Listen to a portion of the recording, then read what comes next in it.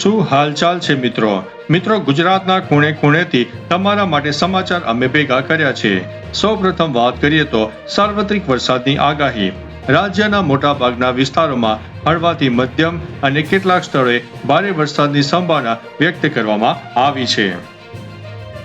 મિત્રો, અંબાલાલ પટેલની મોટી આગાહી।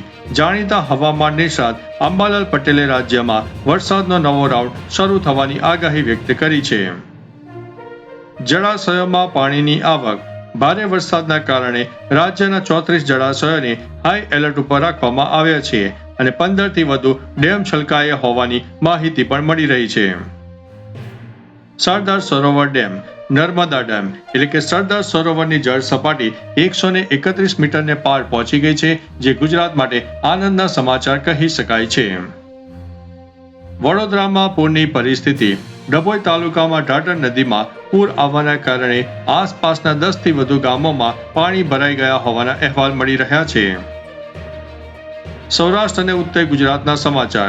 જામનગર, અમરેલી, રાજકોટ અને ડીસા જેવા વિસ્તારોમાં ખેતરો જળમગ્ન બનતા પાકને નુકસાનની ભીતિ સેવાઈ રહી છે। માંજલપુર પેટા ચૂંટણી। વડોદરાની માંજલપુર વિધાનસભા પેટા ચૂંટણીમાં ભાજપના ઉમેદવાર સતીશ પટેલનો વિજય થઈ જવા પામ્યો છે। કેબિનેટ બેઠક। રાજ્યમાં વરસાદની સ્થિતિને ધ્યાનમાં રાખીને કેબિનેટ બેઠકમાં રાહત અને બચાવ કામગીરી સમીક્ષા ઉપર ભાર મૂકવામાં આવ્યો છે। ગાંધીનગર મહાનગરપાલિકા ચૂંટણી।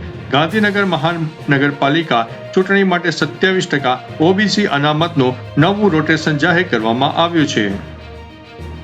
જીટીયુના ઇન્ચાર્જ કુલપતિ।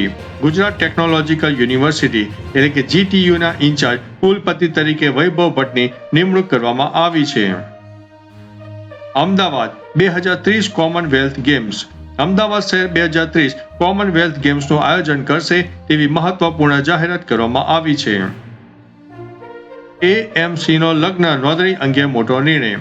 અમદાવાદ મહાનગરપાલિકાએ લગ્ન નોંધણીના પ્રમાણપત્ર મેળવવાની પ્રક્રિયાને સરળ બનાવી છે અને અરજદારોના હિતમાં મહત્વનો નિર્ણય લેવામાં આવ્યો છે। રખડતા ઢોર અંગે હાઈકોર્ટની કડકાઈ। અમદાવાદ શહેરમાં રખડતા ઢોર અને ટ્રાફિક સમસ્યા પર હાઈકોર્ટે તંત્ર સામે કડક વલણ અપનાવ્યું છે। સુરત હવાઈ સેવા માર્ગ।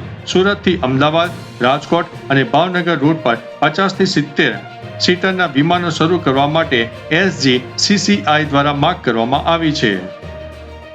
રસ્તા ધોવાયા। ધોધમાર વરસાદ બાદ અનેક શહેરો અને હાઈવે પરના રસ્તાઓ ધોવાઈ જતા સ્થાનિકો તંત્ર સામે આક્રોશ વ્યક્ત કરી રહ્યા છે। નકલી દારૂની ફેક્ટરી ઝડપાઈ। અમદાવાદમાં એક મકાનમાં ચાલતી નકલી દારૂ બનાવવાની ફેક્ટરી પર પોલીસે દરોડો પાડીને નેટવર્ક પકડી પાડ્યું છે। Jamnagar BAMS paper leak. જામનગરમાં BAMS પેપર લીક મામલે તંત્ર દ્વારા 3 સભ્યોની તપાસ કમિટીની રચના કરવામાં આવી છે। સુરતમાં નાસિરનગર ડિમોલિશન। સુરત મહાનગરપાલિકાના ડિમોલિશન કેસમાં હાઈકોર્ટે સુનાવણી હાથ ધરી અને તપાસ અંગે પ્રશ્નો પણ ઉઠાવ્યા છે। ચાંદીપુરા વાયરસ। ખેડા અને ગાંધીનગર જિલ્લામાં ચાંદીપુરા વાયરસના કારણે વધુ બાળકોના મોત નોંધાતા આરોગ્ય વિભાગ અત્યારે હાઈ એલર્ટ ઉપર જોવા મળી રહ્યું છે। પોલીસ અને એનડીઆરએફ એલર્ટ। મેઘતાંડવ વચ્ચે ગુજરાત પોલીસ, સેના, એનડીઆરએફ અને એસડીઆરએફની ટીમોને કોઈ પણ કટોકટી માટે સજ્જ રાખવામાં આવી છે। ગીરમાં 12 સિંહોનું ટોળું। ગીર વિસ્તારમાં એક સાથે 12 સિંહોનું ટોળું રસ્તા પર ઉતરી આવતા અદ્ભુત દ્રશ્યો કેમેરામાં કેદ થયા છે। ગાય અને સિંહોનો વિડીયો। અમરેલીમાં એક ગાયે 7 સિંહોનો સામનો કરીને તેમને ભગાડી મૂક્યાનો વિડીયો સોશિયલ મીડિયા ઉપર વાયરલ થયો છે।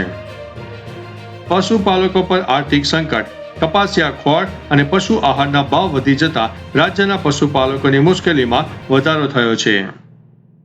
સોના ચાંદીના ભાવ। કિંમતી ધાતુઓ સોના અને ચાંદીના ભાવમાં સતત ઉછાળો જોવા મળી રહ્યો છે। યુપીઆઈ પેમેન્ટ સુરક્ષા। ઓનલાઈન ફ્રોડ રોકવા માટે યુપીઆઈ પેમેન્ટ કરતા પહેલા સ્ક્રીન ઉપર યસ કે નોનું એલર્ટ આપવાનો નવો નિયમ અમલી બનશે। તો ચાલો મિત્રો, ફરીથી દેશ અને દુનિયાના સુપરફાસ્ટ સમાચાર લઈને મળતા રહીશું। ત્યાં સુધી અમને રજા આપશો। નમસ્તે।